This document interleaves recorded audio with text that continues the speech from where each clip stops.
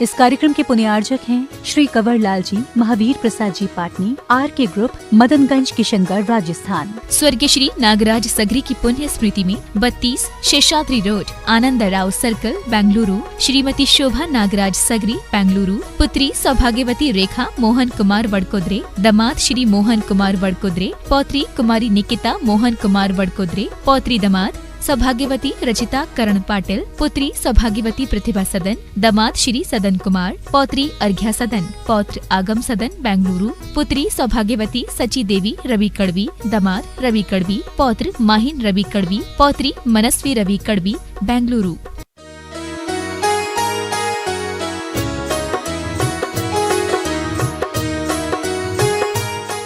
जैन अंतरिक्ष पार्श्वनाथ क्षेत्र पर नया इतिहास बनने जा रहा है।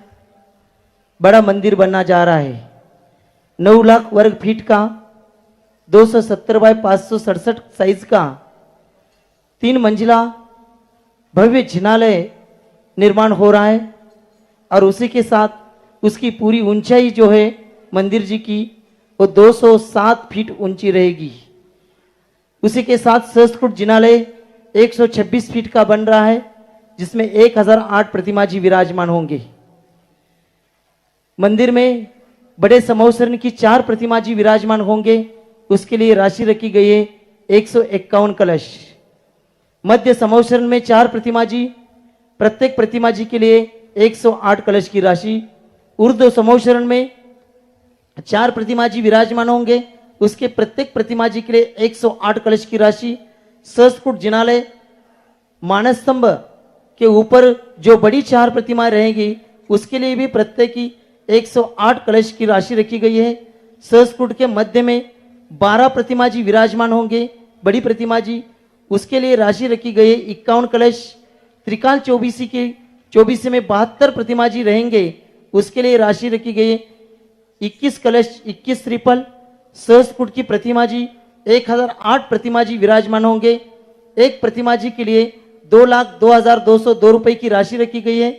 त्रिकाल चौबीसी में जो वेदी बनने वाले हैं बड़ी बड़ी प्रतिमा जी के लिए 72 वेदियां, उनके प्रत्येक वेदी के लिए 11,11,111 रुपए की राशि रखी गई है।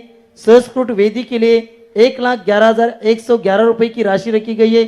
त्रिकाल चौबीसी बड़ी प्रतिमा जी जो है उनके ऊपर छत्र, चामर, भामंडल, इसके लिए 2,51,000 रुपए की राशि रखी गई है।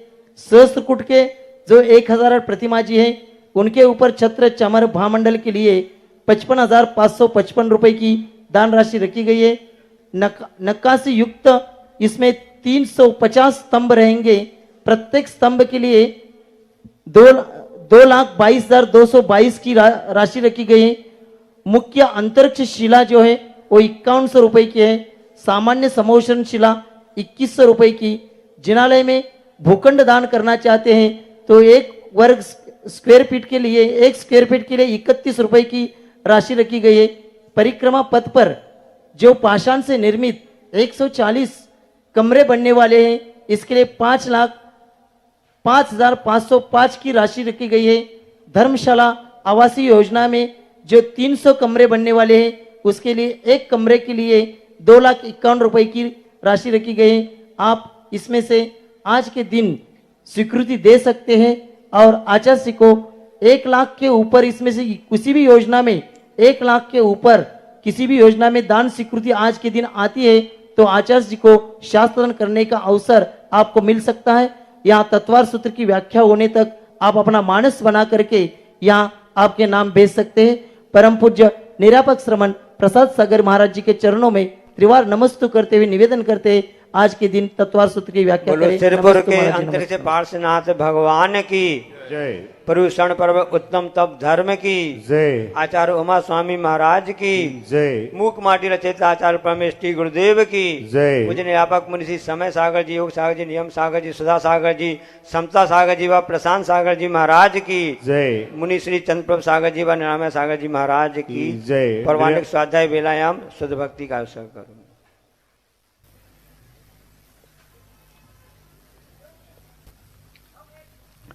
ओकारं बिंदु संयुक्तं नित्यं ध्यायन्ति योगिना कामदं मोक्षदं च ओंकाराय नमो नमः।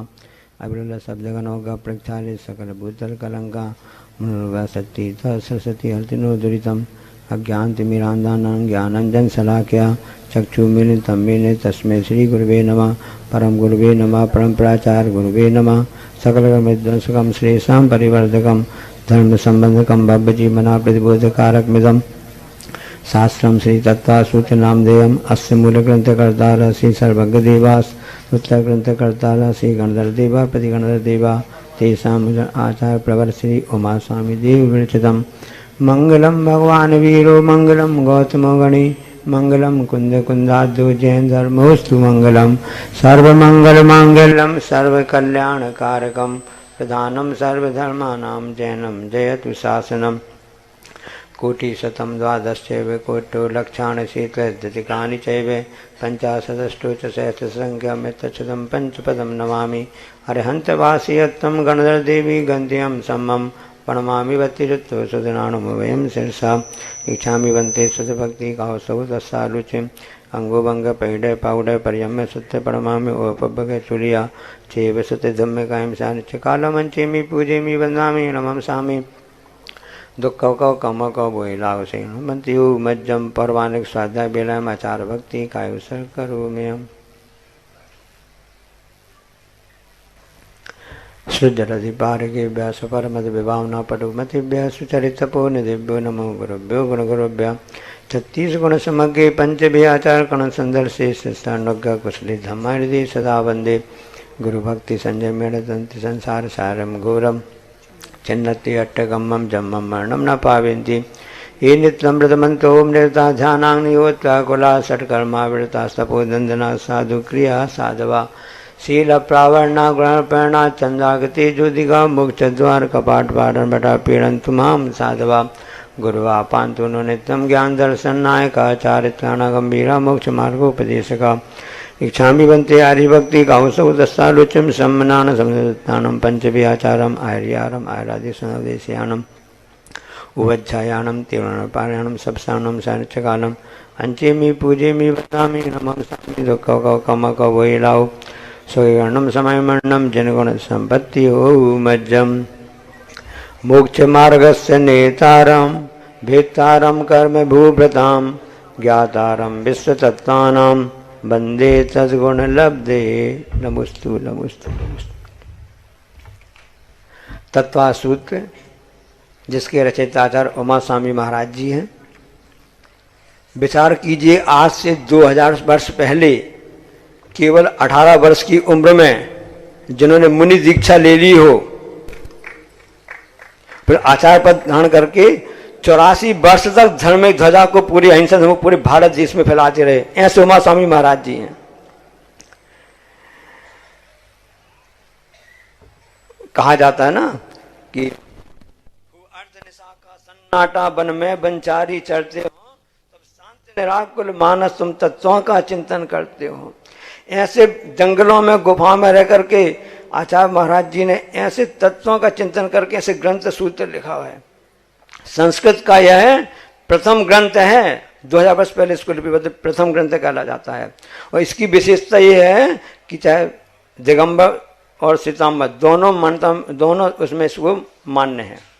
ऐसा ग्रंथ है जिसका हम सब अवलोकन करें। कितने इसलिए बहुत पुण्य का उदय मान के चले हम सब अपना कि हमको ऐसे आचार्य महाराज जी के सानिध्य में, ऐसे गुरु महाराज के सानिध्य में ऐसे महान आचार्य का ग्रंथ पढ़ने का और सुनने का अवसर मिल रहा है। असंख्यात गुणी कर्म की निद्रा का ये महान साधन है। आज 7वां अध्याय जिसमें कि कल आश्रव तत्व चल रहा था 30 नंबर का, उसी को आगे बताएंगे। इसमें प्रवृत्ति रूप संवर कैसे होता है उसका उसमें उल्लेख किया गया, 12 व्रतों का और संलेखना का। विशेष से ध्यान रखना, कल मुझे बताया था ना कि आश्रम में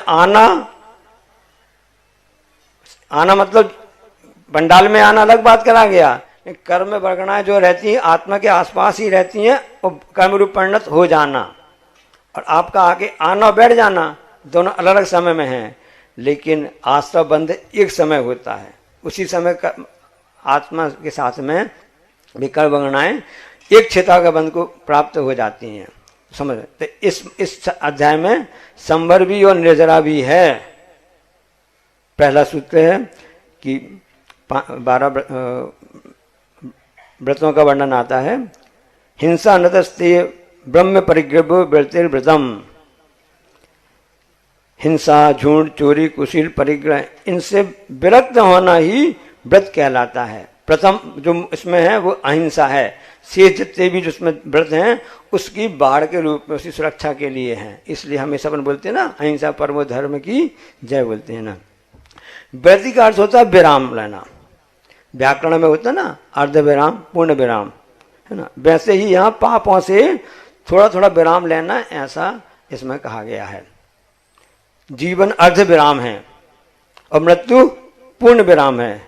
बस हमको सही समय पर और सही जगह लगाने की आवश्यकता है। ऐसे विरति कहलाती है विराम लेना। अब अगला सूत्र में बताते हैं उसके भेद। देश सब तोड़ू महती। एक देश और सब देश से त्याग होने पर व्रत भी अनुव्रत महाव्रत में हो जाते हैं। दो प्रकार के हैं कि अनुव्रत एक देश और महाव्रत जो होते हैं कि उस रूप में होते हैं। अब इसमें बताएंगे अगले सूत्र में कि इन व्रतों की किस लिए और किस भावना करनी चाहिए। क्योंकि जीवन में मेहंदी जैसे रहो रच जाती है ना, चंदन जैसे रहो सुगंध फैल जाती है। इसी प्रकार से व्रत भी होते हैं, आपके जीवन में सुगंध फैलाने वाले होते हैं। उसकी भावना कैसे करनी चाहिए, अगला सूत्र है। तत्थार्थम भावना पंच पंच।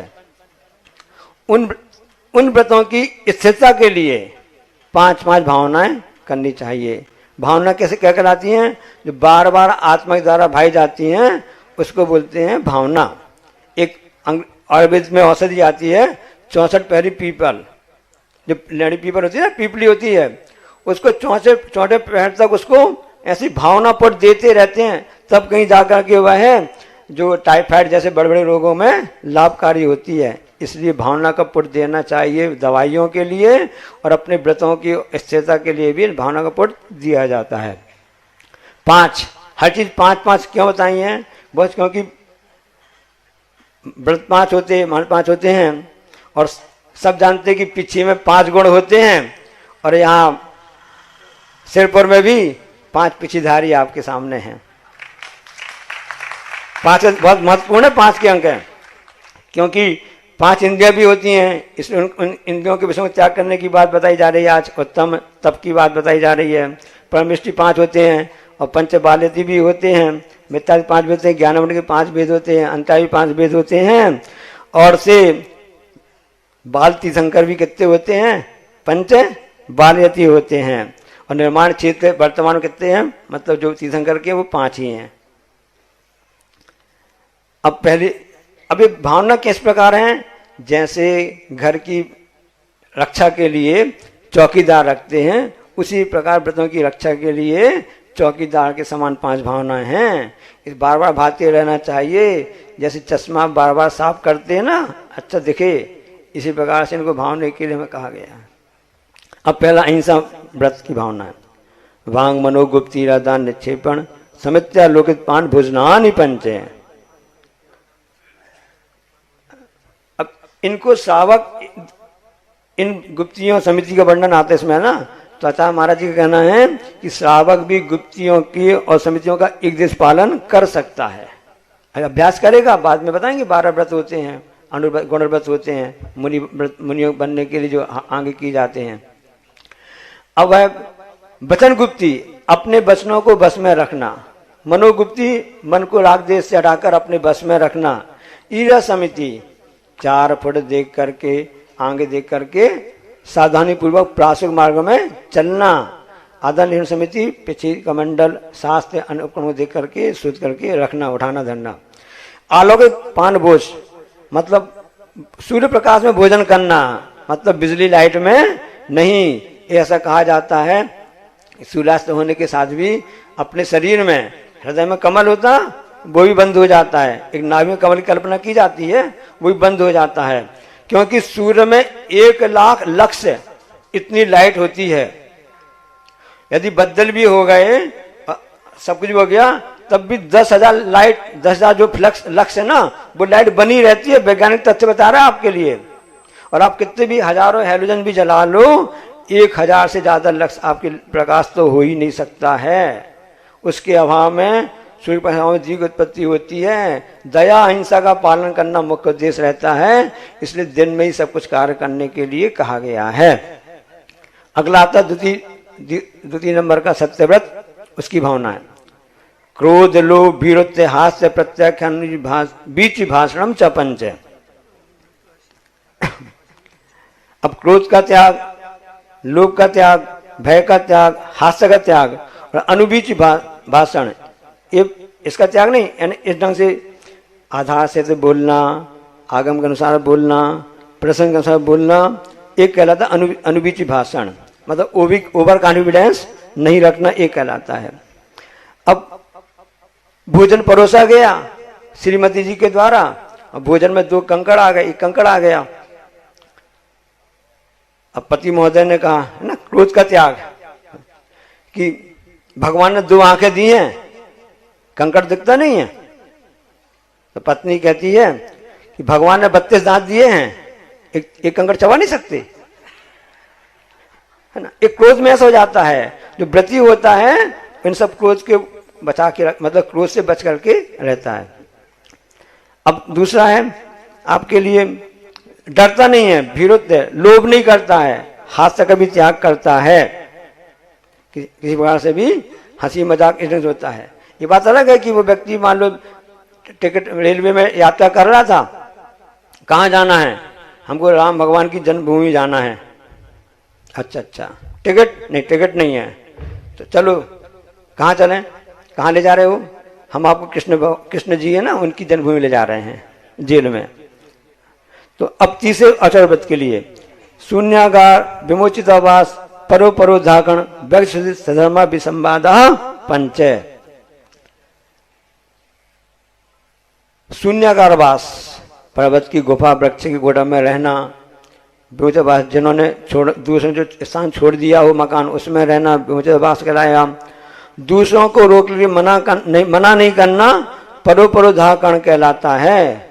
जो अपनी धारणा नहीं छोड़ना चाहते हैं, जबरदस्ती उससे छुड़वाना, ये भी परो धाकण कहलाता है। ये आचार्य महाराज जी का बहुत अच्छा चिंतन है। जबरदस्ती बोली करवाना, जबरदस्ती उसके लिए दबाव में करना। व्यक्ति शुद्धि, आचार शास्त्र में जो बताई गई है विधि, उसके हिसाब से आहार लेना। और यदि ऐसा नहीं करते हैं, मतलब जिन्हें भगवान की आज्ञा पालन नहीं कर रहे हैं, ये अचौर व्रत की भावनाएं बताई जा रही हैं। इसमें ये बताया जा रहा है कि वर्तमान में जो भोजन करते ना, हाथ से करने के लिए कहा गया है। हाथ से चम्मच का सिस्टम जो उसमें आजकल आ गया ना, बहुत से रोग होने लगे हैं। उसमें बताया है कि हाथ से भोजन करने में अपने दिमाग काम करता है, और पेट में गैस्ट्रिक जूस बनाने की प्रेरणा मिलती है, अपने आप ब्रेन के द्वारा प्रेरणा मिलती है। अब आगे गुरु आज्ञा पालन नहीं, सधर्मा विसंवादा है, बहुत अच्छा है। आखिरी बार 5वें नंबर की भावना है कि यह मेरा या तेरा है, ऐसा विसंवाद करना एक कहलाता है। इस गुरु आज्ञा का पालन नहीं करना भी सधर्मा विसंवाद कहलाता है।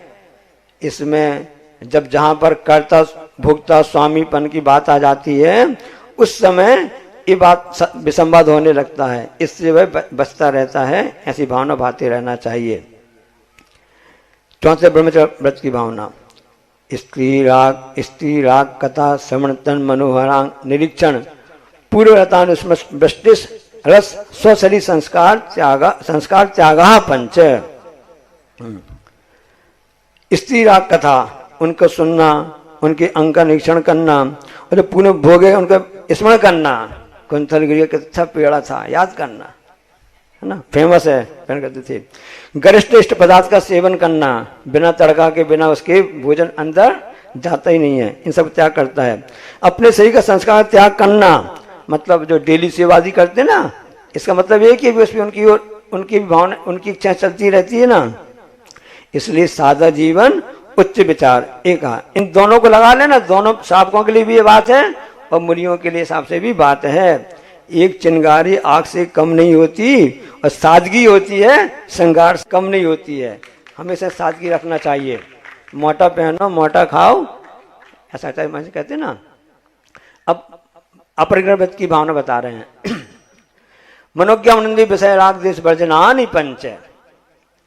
हाँ, जो मन को अच्छा लगे और मन को अच्छा न लगे, ऐसे 5 इंद्रियों के विषय होते ना, उनमें राग द्वेष का त्याग करना, ये 5 भावना है अपरिग्रह महाव्रत की कहलाती हैं। जो अटैचमेंट जुड़ा हो जाता ना, यह राग है आग दहें सदा ताते हैं समामृत से ये। क्योंकि धर्म है, संस्कृति और समाज की रक्षा करना है, इन सूत्रों का चिंतन मनन हमेशा करते रहना चाहिए। मुनि महाराज को आहार में पंचेंद्रिय के विषय मिलते हैं, उसमें अच्छा है बुरा कुछ भी नहीं सोचते रहते हैं। रसगुल्ला मिल गया, गुलाब जामुन मिल गया, बहुत अच्छा काम करेगा, ये करेगा, ऐसा कुछ नहीं है। सब में समता भाव रख करके ही बस लेते जाओ। जितने भी विषय होते हैं मन के विषय होते हैं। आचार्य जी हमेशा कहते हैं मन में अच्छा बुरा लगता है तब कहीं आता, कोई इंद्रिय नहीं बोलती कि अच्छा खराब है, मन का विषय बनता है। इसलिए मन को ठंडे बस्ते में रख लो। ये भावनाएं इसलिए बताई जा रही हैं, ये माँ के समान होती हैं, माँ के तुल्य हैं, जो हमेशा इन व्रतों की रक्षा करती रहती हैं। अब उनकी जड़ता के लिए बता रहे हैं, उसके विरोधी भाव। अगला सूत्र, हिंसादि विहा मुत्रा पाया बद्ध दर्शनम। हिंसा आदि 5 पाप बताए ना, यह मूत्र यानी इस लोक में और परलोक में अपाय और अबद्ध हैं, ये देखने को मिलती हैं। अपाय क्या कहलाता है? भय पैदा करना, अनर्थ बाधा डालना। इसके द्वारा डर रहता ना कि सजा मिल जाएगी, फांसी हो जाएगा, जेल हो जाएगी ना, इस तरह से देखने में आता है। और निंदनीय कार्य माने जाते हैं जितने भी 5 पाप कर होते हैं ना, तो इन हिसाब से उसमें होता है। इसलिए वह स्वर्ग मोक्ष की जो प्रयोजक क्रिया है ना, उनका विनाश करने वाली होती हैं। इन सब से वह दूर रहता है, इन हमेशा ध्यान रखते हैं इन सब के लिए। अब विद्युत दोष और कोई भावना दोषों के लिए, हाँ, दुख मेवा, हिंसा जितने भी पाप हैं दुख रूप है, एव यानी दुख रूप ही हैं। पापों का फल दुख रूप मेवा है। गुरु जी कहते हैं कैसा है? जो पापों का फल है दुख रूप मेवा है, दूध का बना हुआ मेवा नहीं। जो सिंथेटिक दूध आदि बनते ना, उसका मेवा है, हानिकारक होता है, नुकसानदायक करता है ना। अब और भी भावना है। अगला सूत्र है, मैत्री प्रमोद कारुण्य माध्यस्थानी च सत्य गुणाधिक कृष्य माना विनयेषु। मैत्री प्रमोद इन सब के द्वारा ये 5 उसकी भावनाएं होती हैं। क्या कहलाती है मैत्री? क्या कहलाती है? दूसरों को दुख ना हो ऐसी अभिलाषा रखना मैत्री कहलाती है। प्राणी मात्र में मैत्री रखना है, गुणी जनों में प्रमोद रखना है, और दुखी जनों में करुणा भाव रखना है। जो अभिनयी जन होते हैं उन पर माध्यस्थ भाव, तटस्थता रखना है। विचार करो कि सभी जीवों में मैत्री भाव क्यों बोली गई है? सिर्फ जैनों में मैत्री रखना है ऐसा नहीं, सब जीवों में, एक इंद्रिय से लेकर 5 इंद्रिय तक, पृथ्वी जल अग्नि इन सब के साथ मैत्री रखना।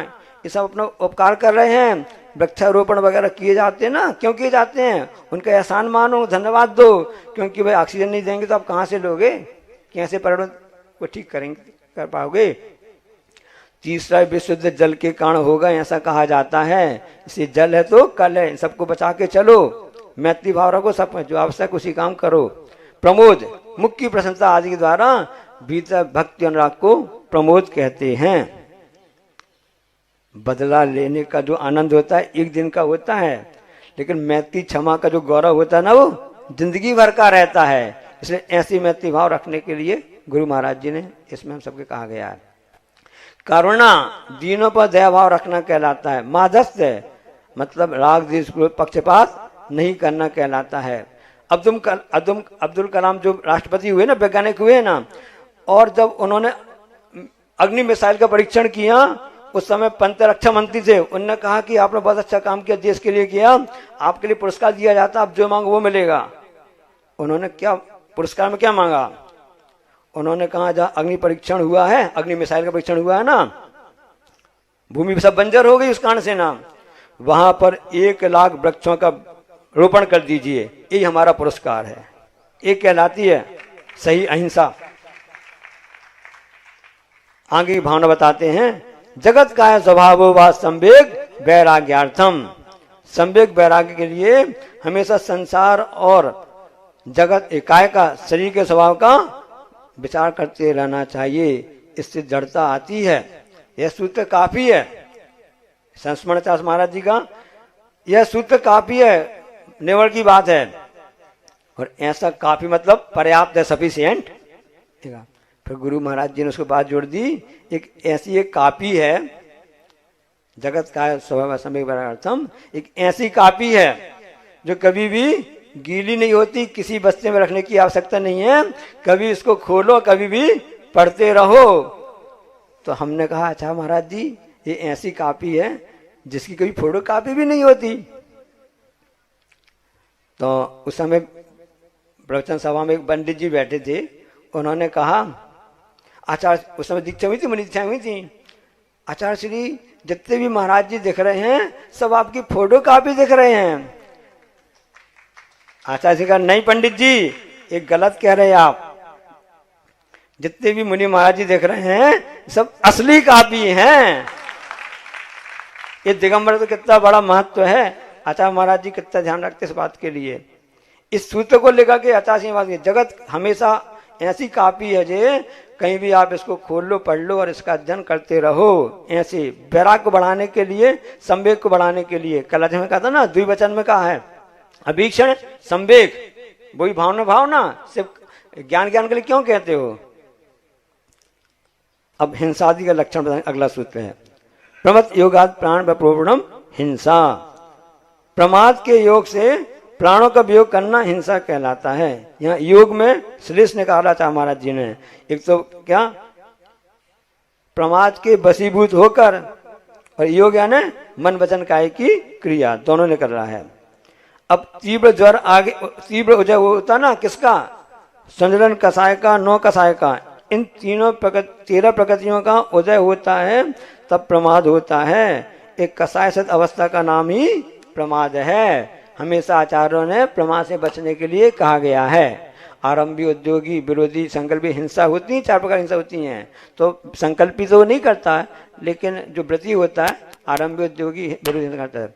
द्रव्य हिंसा, भाव हिंसा होती हैं, क्योंकि कैसे होती हैं, पहले मन में उपस्थित है, बाद में तन से दिखती हैं। मन में हिंसा के भाव आते हैं, मन को बचा के रखो, मन से काम तो लो लेकिन मनमानी मत करो, हमेशा गुरु महाराज जी कहते रहते हैं।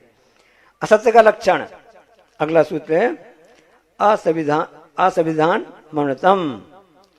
प्रमाद के योग से प्रशस्त भाषण करना। सब में प्रमाद लगा ना, जो पहले सूत्र में प्रमाद शब्द दिया गया है, 4 में लगा, 5 में लगा लेना। कैसा है इसमें कि हिरण निकला, साधु ने देखा, शिकारी ने पूछा यहां से क्या हिरण निकला क्या, क्योंकि ऐसा सत्य नहीं बोलना चाहिए जिससे कि किसी प्राणी की हिंसा हो, उसको बाधा पहुंचे है। तो वो व्यक्ति कहता है जो देखती है वो बोलती नहीं है, और जो बोलती है वो देखती नहीं है। जिनने देखा है, आंखों ने देखा है, वो बोल के नहीं जानता, और जो बोल के जानता वो देखता नहीं है। ऐसे बचने का प्रयास करता है व्यक्ति। चोरी का लक्षण अदत्तादानम स्तेयम। प्रमाद के योग से बिना दी वस्तु ग्रहण करना चोरी कहलाता है।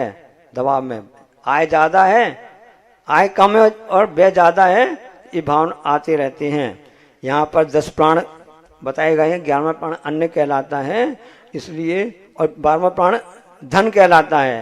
धन की चोरी कर ली, उस व्यक्ति को अटैक आ जाएगा, परेशान जाते ना, कभी खूब घाटा लग जाता है तो क्या स्थिति बनती है। इसलिए ऐसा क्या, भोग भूमियों के लिए वहां पर कोई संग्रह वृत्ति नहीं होती है। चोरी क्यों होती है, संग्रह कारण से हो रही है, वर्तमान सब जगह होती है। वहां पर सब कल्प से मिलता रहता है, वहां ताले नहीं लगते हैं। अब अब्रह्म के लिए बताते हैं, मैथुन ब्रह्म। प्रमाद के योग से जो मैथुन का कर्म होता ना, वह अब्रह्म है ना, कुशील कहलाता है। ये पापों की बात चल रही, 5 पापों के नाम चल रहे हैं। चारुदत्त की कथा पढ़ लो, कैसे उसने किया था, कितने 16 करोड़ दिनार हार गया था, कितना परेशान हुआ। अब परिग्रह का लक्षण बता रहे हैं। मूर्छा परिग्रह। प्रमाद के योग से पदार्थों के लक्षण आदि का भाव परिग्रह कहलाता है। यह मेरा है, ऐसा किया गए काम से, ये सब परिग्रह मूर्छा भाव आ गया। दाम बिना धन दुखी, तृष्णा बस धनवान, और 1 लाख की लॉटरी खुल जाए भगवान। ये ऐसे मूर्छा हो रहा ना, और चाहिए और चाहिए। रात भर में लखपति करोड़पति बनना चाहता व्यक्ति, आज की स्थिति बन गई है। आगे चलते हैं। निसल्लो व्रती, जो शल्य से रहित होता है वह व्रती होता है। यहाँ ये लगा लेना कि जो व्रती है वह निसल्य रहता है। परिग्रह की बात बता रहे थे ना कि 9 ग्रह की शांति के लिए सबको करते हैं, कि विधान करते हैं, अनुष्ठान करते हैं। जो परिग्रह जो पिशाच है ना, भूत आता है, कल बता रहे थे ना, इतना बड़ा भूत है, इसको झाड़ने की व्यवस्था है, यहाँ पर सब है। बस आप मूर्छा भाव नहीं रखो। ज्ञान सागर महाराज जी की पुस्तक है कर्तव्य प्रदर्शन, उसमें 99 का चक्कर कहानी पढ़ लेना, आंखें खुल जाएंगी, अकल ठिकाने आ जाएगी कैसा होता परिग्रह का चक्कर, 99 का चक्कर। अब शल्य क्या कहलाता है? जो कांटा चुभता रहता है शल्य कहलाता है। शल्य चिकित्सा भी होती है ना, ये भारतीय देन है। जो शल्य चिकित्सा ऑपरेशन जिसको बोलते हैं ना, प्राचीन काल से होती आई है भारत में। आयुर्वेद के अंदर होती थी, उसमें भी शल्य चिकित्सा होती थी। वही तो बोल रहे हैं, ट्यूमर वगैरह निकालने सिस्टम शल्य होती है। तो जो शल्य बार आपको पिन कर रही है, क्यों हो रहा, कैसे हो रहा, शल्य 3 होती हैं। मिथ्या शल्य, अतत्वों का श्रद्धान। माया शल्य है कि मेरे अपध्यान को जानता नहीं है, इसलिए वह अपनी चित्त की मलिनता रखने के लिए मायाचारी करता रहता। ठगने की वृत्ति, मूर्ख बनाने की वृत्ति। तीसरा निदान शल्य, जो व्रतों के फलस्वरूप जो वर्तमान में ना हमको और इतना पुण्य हमारा हो जाता है, ऐसा हो जाता, अब मैं और अच्छा सुख भोगता रहता है, निदान शल्य कहलाता है। अब व्रतियों के भेद बता रहे हैं। अगार नगारश्च, जो गृहस्थ होते हैं ना, अगारी और अनगारी, ये उसके भेद हैं। चाहे छुल्ला के लग भी ले लेना। अगार करते कहलाता है अगारी। देखो तीर्थंकर भगवान 8 वर्ष की उम्र में व्रती हो जाते हैं, पर उनका अति संभोग नहीं होता पाता, इसलिए व्रती नहीं कहलाएंगे। व्रत तो हो जाते हैं लेकिन वह नहीं कर सकते हैं। अब अनुव्रतोगारी, अनुव्रतों के जो धारक होते हैं वो अगारी कहलाते हैं। उसमें व्रत अनुरूप में होते हैं, अल्प होते हैं, इस प्रकार से होते हैं। अब गृहस्थ की और कोई विशेषता है तो उसको बताते हैं। अब यहाँ से आपके 12 व्रतों का नाम चालू हो गया, मतलब जो 7 शील व्रत हो गए, 5 अनुव्रत, 7 शील व्रत। जगदेशा नर्त दंड व्रति सामयिक पुष्दुपवा वासुपभोग परिभोग परिमाणा तिथि संविभाग व्रत संपन्नश्च। चाह से कर लेना, इसमें सल्लेखना प्रतिमाएं लेना है। साबा के 12 बता दीजिए अनुव्रत में, मतलब 3 गुणव्रत हैं, 4 शिक्षा व्रत हैं, इनको मिलकर के पूरे 12 व्रत हो जाते हैं। गुणव्रत जो अनुव्रतों की वृद्धि करे गुणव्रत कहलाते हैं। दिग्व्रत सूचे पाप से बचने के लिए सीमा कर लेना। देश व्रत हुआ कि जो सीमा की है उसमें भी, और उसमें ताहू में फिर ग्राम गली गए बाग बजारा गमना गमन प्रमाण ठान अन सकल निवारा, इसमें आ गया ना। अब तीसरा अनस दंड, कुछ भी प्रयोजन नहीं हो रहा, सिद्ध हो रहा है, व्यर्थी पाप का संचय कर रहे हो, अनदंड कहलाते हैं। ये हानिकारक कहलाता है, इसका वह त्याग कर देता है। बिना बिना सोचे विचारे, बिना उसके न पानी फेंकता है, न लाइट जलाता है, न अग्नि चालू करता है, न पंखा चलाता है। उपयोगी कुछ हो तो उसके लिए तभी करता है, क्योंकि ये सब हानिकारक उसके लिए व्रतों में दोष लगाने वाले हैं, हार्मफुल हैं। पर्पसलेस, मतलब कोई उद्देश्य नहीं है, बिना उद्देश्य के आप कर रहे हैं, ये कहलाता अनाचरण कहलाता है। अब 4 शिक्षा व्रत बता दिए थे, जिससे मुनि आर्यिका बनने की शिक्षा मिले वह सब शिक्षा व्रत कहलाते हैं। किस प्रकार से ना, परीक्षा में बैठते हैं, परीक्षा कापी में अपन नोट किया, उसके बाद में फिर जब पूरी कापी भर गई फिर सप्लीमेंट्री लेते हैं और उसको आगे करना लिखना है ना। तो जितने भी जो व्रत देख रहे हैं ना शिक्षा व्रत, ये मुख्य व्रत की सप्लीमेंट्री कापी है, उसको और आगे बढ़ाने वाले हैं। उसमें पहला है सामयिक शिक्षा व्रत कहलाता है कि समता के भाव को धारण करना ही सामयिक कहलाता है। समय सीमा रह करके उन 5 पापों का त्याग करके अपने आत्म स्वरूप परमात्मा स्वरूप का चिंतन करना। पंचपरमेष्टि का, दिन में 2 बार 3 बार सामायिक करता है वह।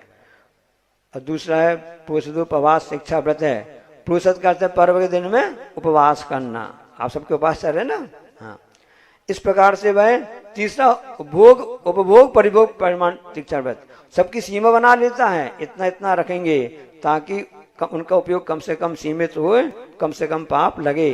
श्रावकाचार में इसी के लिए भोग और उपभोग ये शब्द आया है। चौथा शिक्षा व्रत है अति संविभाग शिक्षा व्रत है, संयम की विराधना करते हुए जो कहलाते हैं उनको अतिथि कहलाते हैं, उनके लिए कोई तिथि नहीं होती आने की, ऐसे साधुओं को आहार औषधि की व्यवस्था करना अति संविभाग व्रत कहलाता है। 1975 की बात है, चातुर्मास चलता फिरोजाबाद की में प्रवेश कर रहे थे या जा रहे थे आ रहे थे। उस समय रविवार का दिन था और बोर्ड में लिख दिया गया अतः जी प्रवचन होगा क्या, निवेदन किया, हाँ प्रवचन होगा, हिसाब से लिख दिया गया। अब समय करके 1 बजे था महाराज जी का बिहार हो गया। अब कमेटी वाले बोले महाराज जी आपने प्रवचन के लिए तो कहा था, आशीर्वाद दिया था, आपने नमोस्तु किया तब आशीर्वाद दिया था, और हम तो अतिथि हैं, ना आने की तिथि पक्का है ना जाने की है। अपने आप में दिगंबर अवस्था जो मुद्दा दिख रही है अपने आप में प्रवचन है। हाँ। श्रावक अपने आप को धन्य मानता है, उसके यहाँ पुण्य से अतिथि आ जाते हैं और धन्य ऐसी असंख्य कर्म की निजरा करने का साधन है। मुनि को भोजन दे फिर करे आहार है, ये कहा है उसमें। अब संलेखना मरणांतिकीम संलेखना जोशिता, मरण के समय होने वाली जो संलेखना होती है उसको वह उत्साह पूर्वक करता है, करना चाहिए। अब यहाँ प्रश्न आता है, यहाँ जोशिता कहा है, उत्साह के लिए कहा गया है, सेविता क्यों नहीं कहा गया है?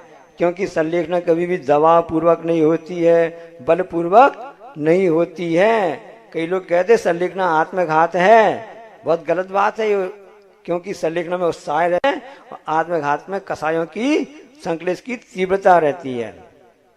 काय और कसाय दोनों का लेखन करना ही संलेखना कहलाती है। और बहुत से ऐसे कांड बन जाते हैं कि उपसर्ग में, दुर्भिक्ष में, जरसी में, रोजाया में, ऐसे कांड उस पर होने पर वह संलेखना करता है। क्योंकि मन तो हमेशा चल रहा है, एक अभिची मन कहलाता है, हमेशा हर क्षण जव अंजलि पानी, हमेशा पानी टपकता रहता है, ऐसा हमेशा प्रतिक्षण हम सबका मरण चल रहा है। और एक तद्वा मरण कहलाता है, जो शेष होते हैं ना उनको बचा करके जब अंत में ऐसे कांड उपस्थित हो जावे हैं, अब रोग शरीर साथ नहीं दे रहा है, तब उस समय किए जाते हैं। अब उनके अतिचार चल रहे हैं आगे। शंका कांक्षा विचिकित्सान दृष्टि प्रशंसा संस्तवा सम्यक दृष्टि रतिचारा। हाँ, रतिचारा मतलब अतिचार लगते हैं श्रावक मुनि दोनों के लिए। किसमें बता रहे हैं के लिए? सम्यक दर्शन के अतिचार हैं कि शंका नहीं करना, भगवान ने जो तत्वों की व्याख्या की उपदेश दिया है, कोई शंका नहीं करना, कांक्षा नहीं करना, कोई भोग विलास की इच्छा नहीं करना। विचिकित्सा मुनियों के मलिन शरीर को देखकर ग्लानि नहीं करना, जो वही चिकित्सा कर सकता है जो गाली को जीत लिया है और ग्लानि को, दोनों को जीत सकता है, वही चिकित्सा कर सकता है। अन्य दृष्टि प्रशंसा, मिथ्या दृष्टि में ज्ञान की प्रशंसा नहीं करना। और संस्तवन मतलब ऐसी प्रशंसा वचन से भी नहीं करना, उसमें मन से नहीं करना, इसमें वचन से नहीं करना कहलाता है। क्यों दोष लगते हैं मिथ्या सम्यक दर्शन में? क्योंकि उसमें विचलित हो जाता ना, इसलिए सम्यक दर्शन में ये अतिचार लगते रहते हैं। अब और भी संख्या है क्या अतिचार की? हाँ, व्रतशीलेषु पंच पंच यथा क्रमम, सब में 5-5 चल रहा है कि व्रत और शीलों में क्रम क्रम से 5-5 अतिचार होते हैं। ये अतिचार क्या कहलाता है? व्रतों का एक देश भंग होना जाना ही अतिचार कहलाता है। अब पहला अनुव्रत आता, अहिंसानुव्रत। बंदे बदच्छेद ताति भारारोपणान पान निरोधा, जो ये 5 प्रकार के अतिचार बताए जा रहे हैं अहिंसानुव्रत के, कि मानव पशु पक्षियों को ऐसा बांधना कि भी अपने इच्छा अनुसार विचरण न कर सकें। और से अब बेटे से बोला 95% लाना है, इससे कम नहीं आना चाहिए, समझ लेना, ये उसके लिए बंद हो गया, दबाव दिए उसके लिए। और हंटर, चाबुक, घड़ी, छड़ी से मारना पीटना, ये कहलाता बध है। यहाँ बध मतलब उनको परेशान करना, दुख देना। छेद, कसाय बस यदि किसी अंग में छेद कर देना। लेकिन जो बालिकाओं के लिए छेद किए जाते हैं ना, इसमें नहीं आएंगे, ये तो उसके लिए कहा जाता है। अति भारारोपण है, पशुओं पर शक्ति से ज्यादा लादना। गजरत वगैरह चलती रहते हैं, सब बैठ जाओ बैठ जाओ, आ जाओ जाओ। हाथी देखो किसकी क्या स्थिति बन रही है, ये अति भारारोपण कहला जाता है। अन्नपान निरोध, समय पर पशुओं को भोजन नहीं देना, नौकरों से भी उनको समय भोजन नहीं देना है। और महिलाएं समय पर भोजन नहीं बनाती हैं, ये भी अन्नपान निरोध कहलाता है। इसलिए समय पर भोजन बनाओ, समय पर खाओ। समय पे आप भोजन बनाएंगे, समय आपके लिए बता रहे हैं, आप समय पे भोजन करेंगे, पहुंचेंगे, तो उस समय आपकी धर्मपत्नी तो ठंडी मिलेगी और भोजन गर्म मिलेगा। अब बेटा भोजन करने जाओगे तो भोजन ठंडा मिलेगा, धर्मपत्नी। हाँ, अब सत्यानुव्रत, मित्रोपदेश रो व्याख्यान, कूटले क्रिया, न्यासा पे हार सकार मंत्र भेदा।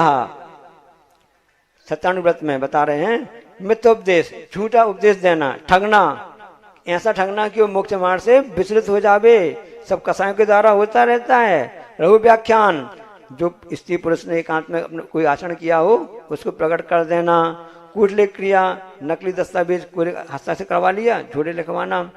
न्यासा पे हार, किसी जरूरत को अपना कर लेना।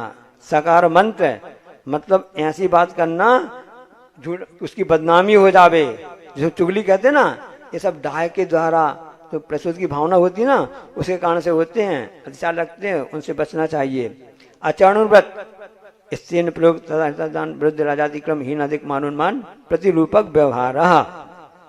ये इसमें बताया जा रहा है कि चोरी के लिए प्रेरित करना स्त्रीन प्रयोग है। चोरी का माल खरीदना एक तथा का दान है। आजकल गाय भैंसों के दूध के लिए इंजेक्शन लगाते ना, ये सब उसी का, ये सब उसमें जबरदस्ती करवा रहे नहीं करवा रहे, ये सब है ना, तथा दान कहलाएगा।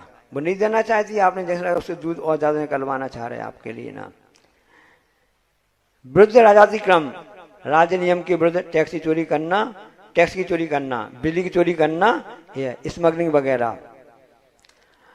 और से हीनाधिक मानवमान, तोलने के बाद को मान कहते हैं, और उससे जब किसी से लेना हुआ तो कम से लेना, कम से देना, अधिक से लेना। उदाहरण बताते हैं, छोटी बहू बड़ी बहू, आप बाद में पता कर लेना।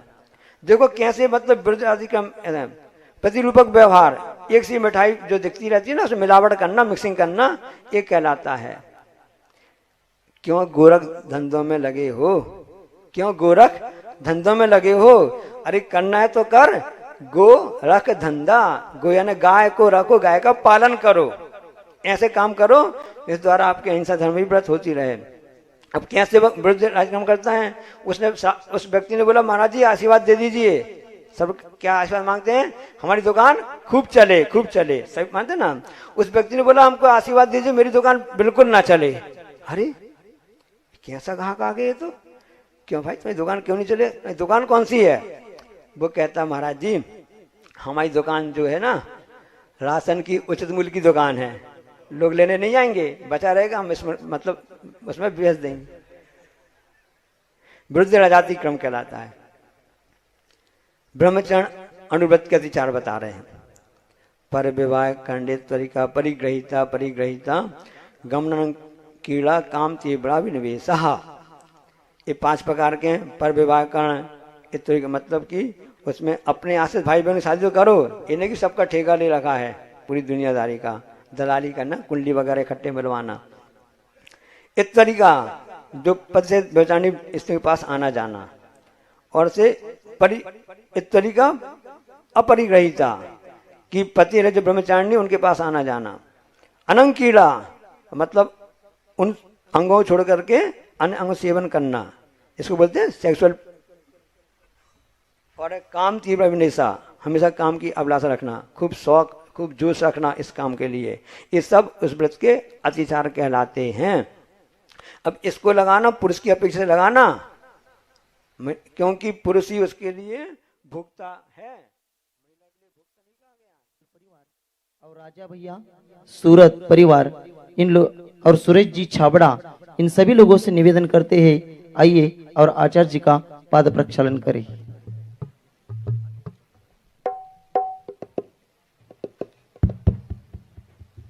सभी श्रावक सृष्टि परिवार आएंगे।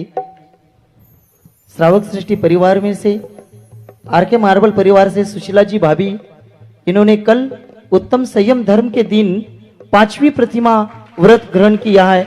उनके इस व्रत को बहुत बहुत अनुमोदना देते हैं। इसके पहले उन्होंने खजुराहो में दूसरी प्रतिमा ली थी, बिना बारा में तीसरी प्रतिमा ली थी और आज कल शिरपुर में उत्तम संयम धर्म के दिन 5वीं प्रतिमा प्राप्त की है। इतने बड़े उद्योगपति, जो देश के नामांकित उद्योगपति है, उनके घर में इतना बड़ा व्रत पालन करने वाली भाभी जी है।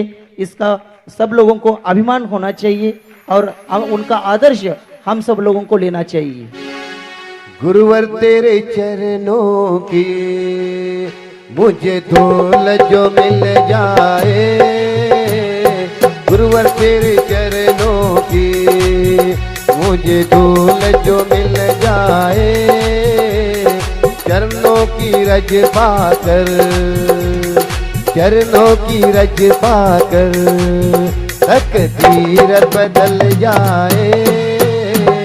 गुरुवर तेरे चरणों की मुझे धूल जो मिल जाए, चरणों की रज पाकर तकदीर बदल जाए। गुरुवर तेरे चरणों की। आज यहाँ वाड़वा जिला सांगली से पाठशाला के बच्चे आए हैं। 40 बच्चे पाठशाला के आचार्य का दर्शन के लिए आए हैं और सभी लोग वहीं से खड़े रह करके दर्शन करेंगे और उनके शिक्षक प्रतिनिधि के रूप में वर्धमान जी मखदूम आएंगे और आचार्य के चरणों में श्रीफल अर्पण करके आशीर्वाद प्राप्त करेंगे। मुझे धूल जो मिल जाए, गुरुवर तेरे चरणों की मुझे धूल जो मिल जाए, चरणों की रज पाकर, चरणों की रज पाकर तकदीर बदल जाए। गुरुवर तेरे चरणों की मुझे धूल जो मिल जाए, चरणों की रज पाकर तकदीर बदल जाए। गुरुवर तेरे चरणों की मुझे धूल जो मिल जाए, गुरुवर तेरे चरणों की मुझे धूल जो मिल जाए, चरणों की रज पाकर, चरणों की रज पाकर तकदीर बदल जाए। गुरुवर तेरे चरणों की मुझे धूल जो मिल जाए। जिनवानी जग मैया जन्म दुख मेट दो, जिनवानी जग मैया जन्म दुख मेट दो, जन्म दुख मेट दो, मरण दुख मेट दो, जन्म दुख मेट दो, मरण दुख मेट दो। जिनवानी जग मैया जन्म दुख मेट दो, जिनवानी जग मैया जन्म दुख मेट दो, जिनवानी जग मैया जन्म दुख मेट दो। बहुत दिनों से भटक रहा हूँ, ज्ञान बिना है मैया, निर्मल ज्ञान प्रदान सुकर दो, तू ही सच्ची मैया, जिनवानी जग मैया। ओम। अशोक कुमार जी जैन, भिंड मध्य प्रदेश, इन्होंने भी 1,11,111 रुपए की यहाँ वेदी की लिए स्वीकृति दिए। वे भी आए और आचार्य को शास्त्रदान करें। गड़ाकोटा के क्या? ठीक है, सॉरी। अशोक कुमार जी जैन, गड़ाकोटा मध्य प्रदेश, इन्होंने भी एक वेदी के लिए 1,11,111 रुपए की दान राशि की स्वीकृति दिए हैं। वे भी आए और आचार्य को शास्त्रदान करें। ब्रह्म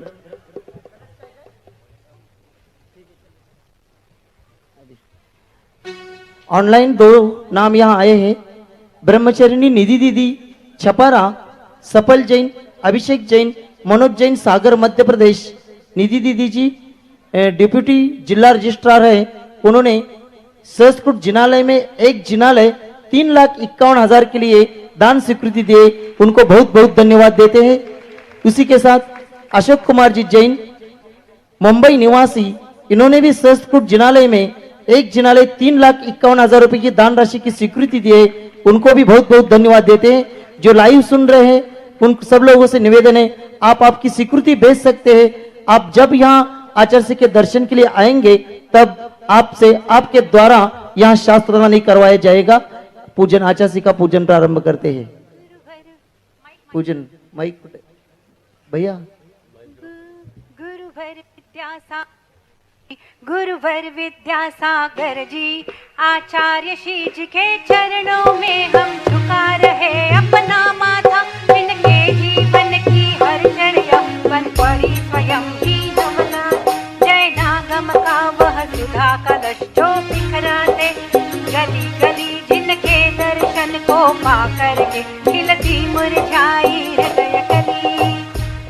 इधर श्रावक श्रेष्ठी परिवार इधर स्थापना करेंगे, इधर चढ़ाएंगे, केवल बाकी कोई नहीं आएंगे, श्रावक श्रेष्ठी परिवार उतने आएंगे। ओम रूम परम पूज्य संत श्रमणे आचार्य भगवान विद्यासागर जी महामणिंद्र अत्र अवतर सवष्टिति आह्वाननम अत्र तिष्ठ तिष्ठट स्थापनम अत्र मम सन्निधोष्ठ स्थापनम सनदीकरणम।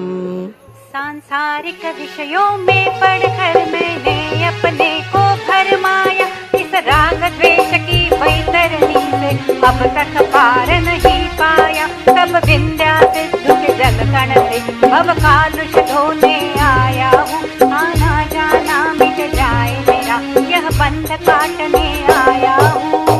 ओम सभी लोग बैठेंगे पूजन के लिए, कोई खड़े नहीं रहेंगे, पीछे लोग जो खड़े हैं सभी बैठ जाए। ओम रूम परम पूज्य संत श्रमणे आचार्य भगवान विद्यासागर जी महामणिंद्राय जन्म जरम तुनाशनाय जलम निरूपामिते स्वाहा। ओम रूम परम पूज्य संत श्रमणे आचार्य भगवान विद्यासागर जी महामणिंद्राय संसार तापिनाशनाय चंदनम निरूपामिते स्वाहा।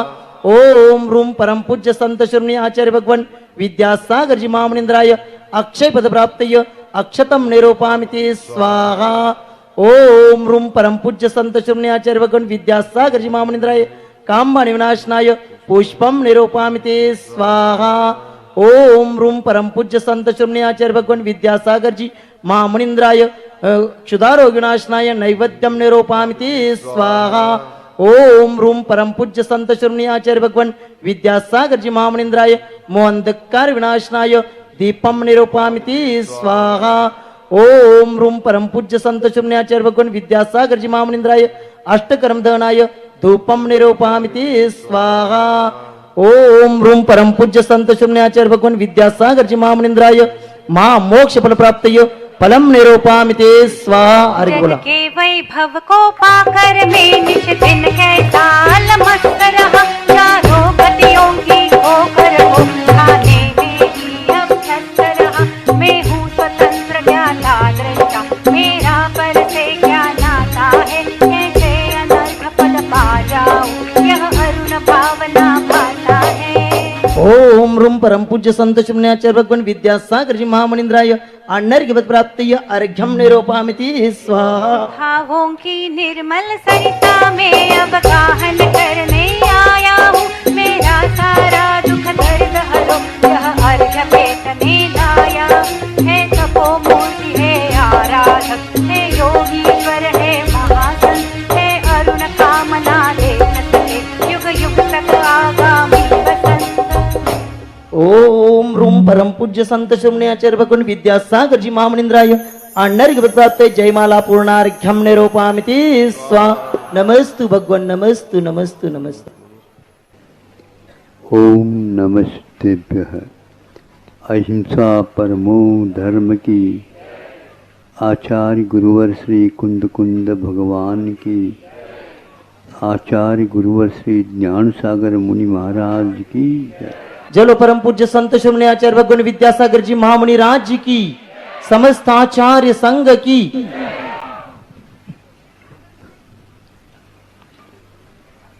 आज आश्रव तत्व का संवार हो रहा है और उसी के साथ इस अध्याय के साथ संवर तत्व का भी स्वागत हो रहा है। आप लोग अनुभूति के साथ भी रहते हुए संवर कर रहे हैं। पाप कर्मों का संवर करने की पुरुषार्थ बताया गया है और पाप का यदि संवर होता है तो उसके बदले में पुण्य का आश्रय हुए बिना रह नहीं सकता। महाराज पुण्य के लिए तो है बताया, हाँ पुण्य के लिए नहीं बताया, किंतु पुण्य के जो विषय मिलते हैं, फल मिलता है, उसकी उसमें आसक्ति होती है, उसका त्याग बताया। इसलिए कोई फल की वांछा रखे बिना जो किया जाता है कर्तव्य का पालन, उसी को बोलते हैं संवर। और इस संवर के माध्यम से ही निर्जरा होती है। इस प्रकार 7वें अध्याय में अनुव्रत सहित कुछ महाव्रतों की भावनाओं सहित महाव्रतों का भी उल्लेख मिलता है। इसी बात को यहाँ आगे जाकर के आश्रम से रहित भी होते हैं और एकांत रूप से संवर ही होता है, वह उपरील गुणस्थानों में होता, किंतु वह प्रारंभ तो यहीं से होता है।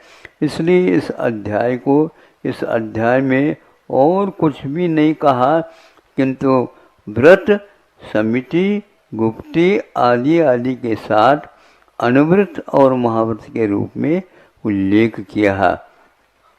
ये निर्दोष यदि पालन करते हैं, यूं श्रावक व्रत पाल शब्द स्वर्ग 16 उपजा में तहते चय नर जन्म पाए मुनि है शिव जावे। कितने अच्छे दोहे में दौलत राम जी ने आपके ऊपर कृपा की है कि मुनि भय शिव जाए, तो बाद में है रखा, किंतु इन व्रतों के पालन करने से 16 स्वर्ग तक उनको जाना मिलता है, लेकिन उसके प्रति उनका कोई भी आकर्षण नहीं रहता। इसी का नाम संवर है। इच्छा निरोधस तपः कहा है। आप अपनी इच्छाओं के ऊपर नियंत्रण रखिए और विषयों को यदि लाभ मिलेगा वो, किंतु उसके प्रति इच्छा नहीं रखना। यह स्व के ऊपर उपकार कहा गया। स्वस्याति सर्गो, दान केवल पर के लिए दिया जाता नहीं, किंतु दान के निमित्त पर भले ही हो जाए, किंतु पहले सर्वप्रथम स्वस्थ का अतिसर्ग, अपने पास जो मन वचन काय के कारण जो कुछ भी स्वर्गीय सुख या और कोई भी मिलता है, वह तो हुआ एक प्रकार से पुण्य का संचय, किंतु जो संचित पाप कर्म है उसकी असंख्यात गुणी निर्जरा पंचम गुणस्थान से प्रारंभ हो जाती है। संवर और निर्जरा वैसे अविरत सम्यक दृष्टि को भी होती है, लेकिन उससे जो तुलनात्मक दृष्टि से देखते हैं तो श्रावक को होती है। श्रावक से अपने महाव्रती को होती है और उससे भी आगे आगे भावों के उत्कर्ष होने के कारण यह संवर बढ़ता जाता है और उसके साथ साथ पुण्य बंध बढ़ता ही जाता है। किसी में यहाँ मान लो धंधा कोई करता है तो उसको उसी दिन से और उसी पल से वेतन मिलना प्रारंभ हो जाता है, लेकिन यह भी अनुबंध रहता है जितने आपके वर्ष या महीने होंगे उतने में इतना विकास और होगा, इतना विकास और होगा, और वह विकास होता है तो एक एक सेकंड में उसका विकास होता रहता है। अंत में ही पूर्ण विकास होता है ऐसा नहीं, इसलिए आप लोग जितना बनता उतना करते जाओ। तो स्वस्यात् सर्ग है, और इसमें ये लिखा है जितने आप मन वचन काय और उन जो पदार्थ दिया जाता है या चढ़ाया जाता है उसके प्रति भोग भाव न रखते हुए उसका मात्र विसर्जन किया जाता है। तो अच्छे फलवती भूमि में यदि आप अपने बीज वपन करते हैं, बोते हैं, तो वह समय पर अनंत गुणी होकर के फलता है। पुण्य आज अंतर मुहूर्त भी यदि मान लो आपने किया है तो वह अपने जीवन में, इस जीवन में स्वर्ग में चले जाएंगे, तो उस जीवन में वहाँ से यहाँ पुनः होंगे मनुष्य। मनुष्य में भी चक्रवर्ती, बलदेव, कामदेव, तीर्थंकर जैसे उच्च पदों को प्राप्त करता है और अंत में मुनि होकर के चला जाए। असंख्यात गुणी यह बंद उसका साथ से पुण्य का वर्धक होता है। पर के लिए जिसको दिया जा रहा उसका धर्म ध्यान ठीक हो जाता है, सम्यक की उसकी भी वृद्धि होती है और उसके साथ साथ वह व्यक्ति धर्म से स्खलित नहीं होता। इस प्रकार स्व पर विकास के लिए हमेशा हमेशा भावना करते रहना चाहिए। फलवती पृथ्वी पर भूयावाह कितना होता है बताओ, उसका कोई हम हिसाब नहीं रख सकते हैं। जितना करो उतना कम रहता है। तो सागरोपम आयु तक वह आपको फल देता ही चला जाता है, देता ही चला जाता है। उसका मिठास और बढ़ता चला जाता है और बढ़ता ही चला जाता है। उसको घटाने की बात कहीं भी नहीं कही है। जब तक आप मोक्ष मार्ग पर रहोगे वह पुण्य बढ़ता जाएगा। बिना पुण्य के खर्च किए तो उसका क्या होगा? देखो ऐसा है कि वह खर्च करने के लिए नहीं होता, किंतु पाप के द्वारा अर्जित है उसको भी पुण्य के रूप में परिवर्तित करने के लिए होता है। खर्च जो है आपका होगा ही नहीं, क्योंकि आमद ज्यादा हो रहा है और खर्चा बहुत कम है, तो विकास हो रहा है। विकास होता है तो उसका आप उपयोग अन्यत्र करिए, लेकिन अपने भोग के लिए उसका उपयोग में न लाइए। कल चर्चा के दौरान थोड़ा सा हुआ था कि लोक तंत्र और लोह तंत्र में क्या अंतर है, तो यही अंतर है। वह पुण्य का उपयोग नहीं है ऐसा नहीं है, दूसरे को उसकी आवश्यकता है, उसको दोगे तो एक धर्मात्मा खड़ा हो गया, उसके माध्यम से दूसरा खड़ा हो गया। इस प्रकार यह पुण्य का संचार होता जाता है, उसका अभाव नहीं होता, क्योंकि कर्म सिद्धांत में उसकी निर्जरा करने का कोई प्रावधान रखा ही नहीं। उसका पुण्य का अर्जित होना एक प्रकार से पाप को बाहर निकालने के लिए है, और पाप को निकाल दीजिए आप। यदि आपके उसके धन के माध्यम से दूसरे का धर्म ध्यान में मान लो विकास होता है, तो उसमें वो काम करेगा। उसको संग्रहित करोगे। एक दिन चर से यदि किसान नहीं चलाता है तो पानी ज्यादा बढ़ जाएगा नहीं, उतना ही पानी का स्तर आता है, उसके बाद वो बढ़ता नहीं है। इसलिए एक हफ्ता तक मान लो चरस नहीं चलाया तो वहाँ पूरा डबाडब कुआं बढ़ जाएगा, ऐसा नहीं होता। जितना निकालता है उतना एक रात में पुनः आ जाता है, यह उसका धर्म है। हाँ, और बढ़ेगा और बढ़ेगा, अब इतना व्याज बढ़ता चला जाएगा। मूल तो जो का त्यों बड़ा रहेगा, अब तो ऐसा हो सकता है मूल कौन है, कितना है, ये भी कई लोगों को मालूम नहीं रहता और मालूम करना ही नहीं होता। अब इतनी कमाई हो रही है तो कहाँ जाएगा वो? इसलिए संग्रह नहीं वितरण हो, लोकतंत्र यही है। यह लोकतंत्र है।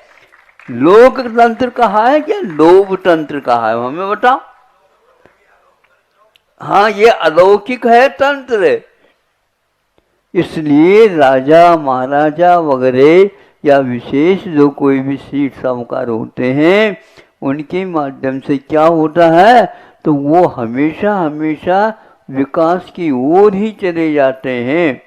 उनको बैठे बैठे भी पुण्य बंधता ही चला जाता है। आप जितने धर्म ध्यान कर रहे हैं, जिन्होंने व्यवस्था में अपना श्रम समय लगाया, उसके फल उसको भी कम से कम 6वां हिस्सा। इसलिए हम कभी भी कोई किसी को आग्रह ज्यादा करते ही नहीं। यदि वह ले लेता है तो ऐसे 6 व्यक्ति मान लो 6 उपवास करने वाले आ गए, हमारा एक उपवास हो गया।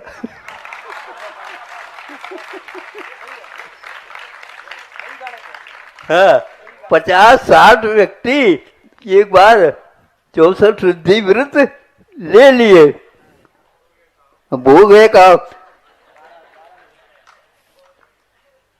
हमारे तरफ से भी 64 शुद्धि 10 बार हुई, कितने बार हुए और सोचने की कोई आवश्यकता नहीं। ऐसी ये दुकान है।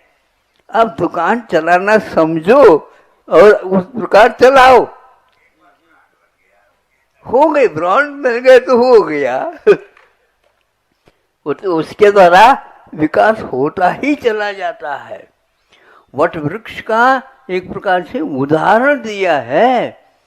जैसे उसका बीज सबसे ज्यादा खसखस के दाने से भी छोटा रहता है वट वृक्ष का, किंतु वृक्ष बनता है तो कितना बड़ा हो जाता है। एक वृक्ष के नीचे हजारों गायें बैठ सकते हैं आराम के साथ। ऐसा वृक्षों का आरोपण करो जिसके द्वारा सभी लोग धर्म के शरण में आकर के और अपना जीवन सफल बना दे।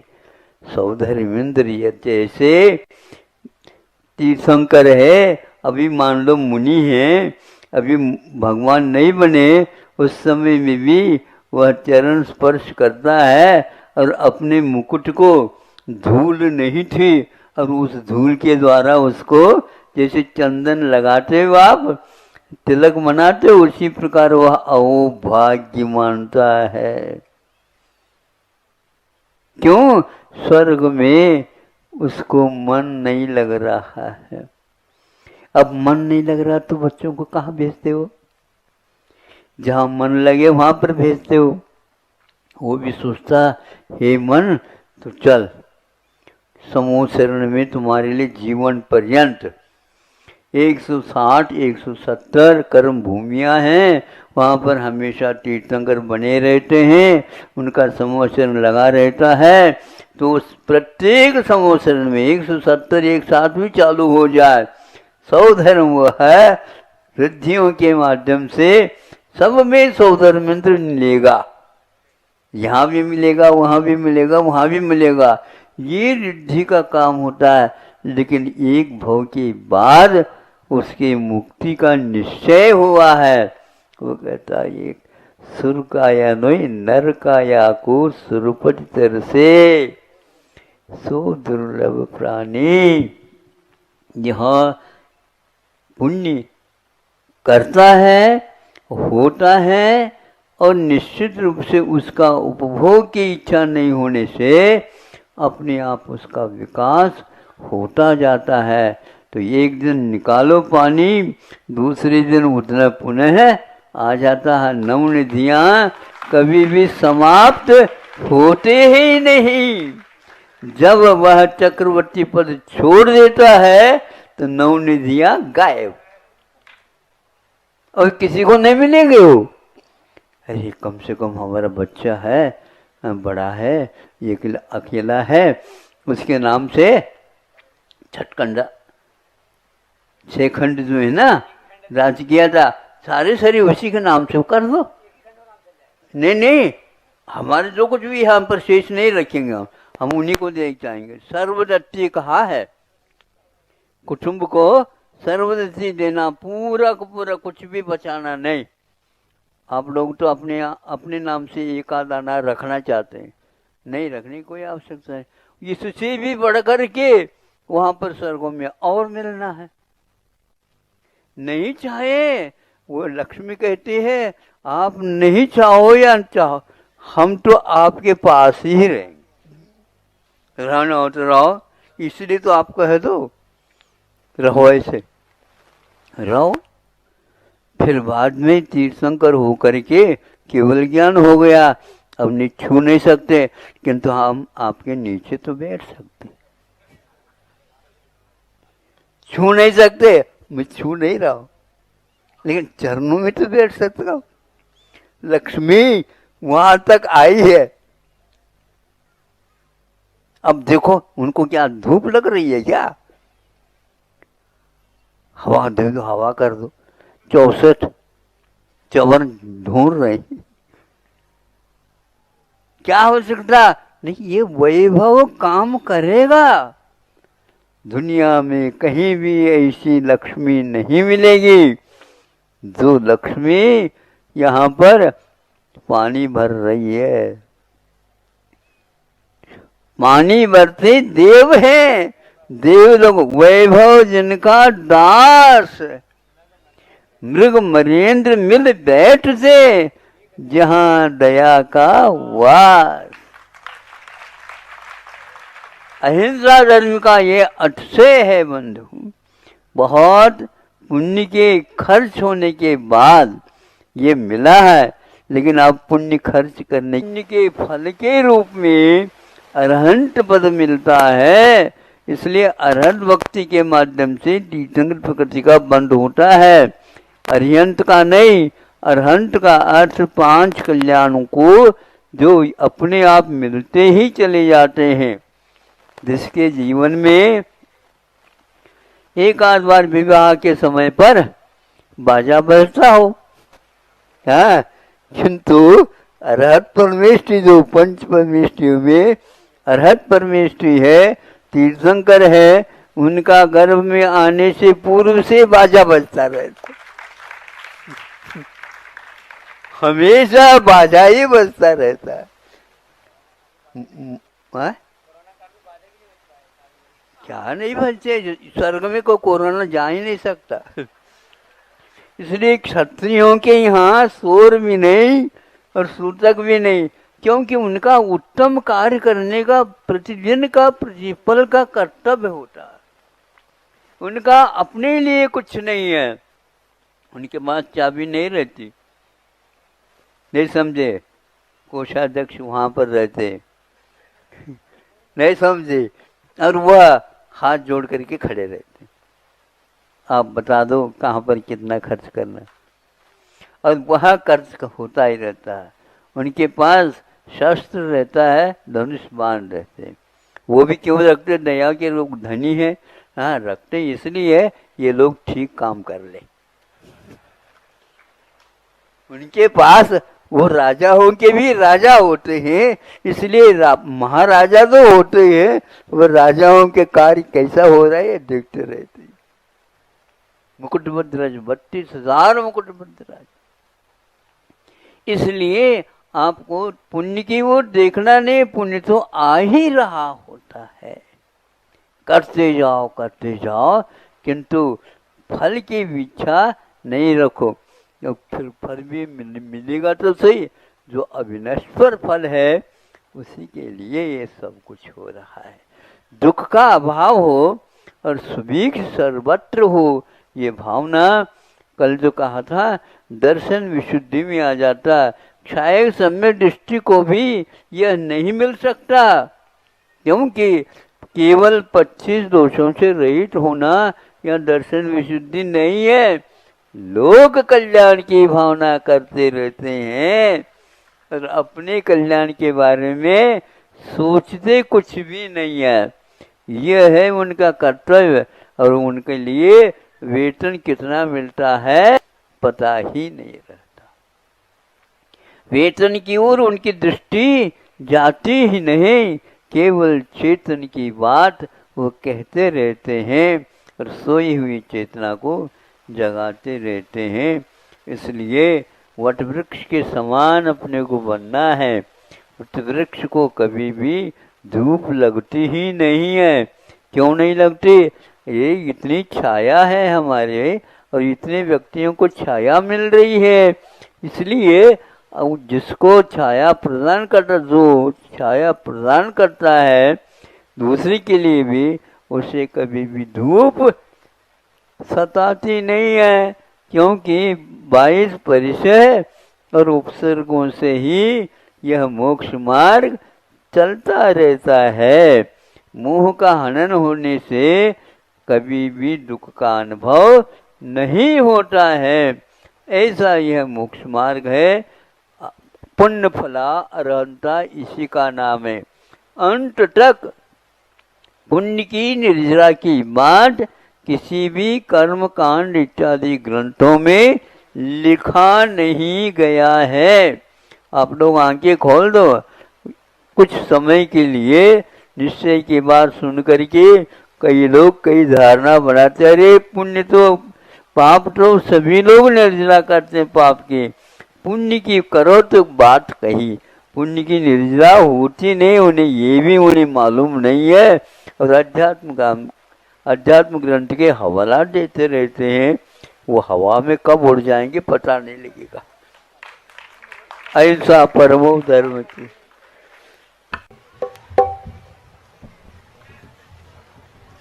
संजवाणी माता की जय। आचार्य कमेटी नमस्ते।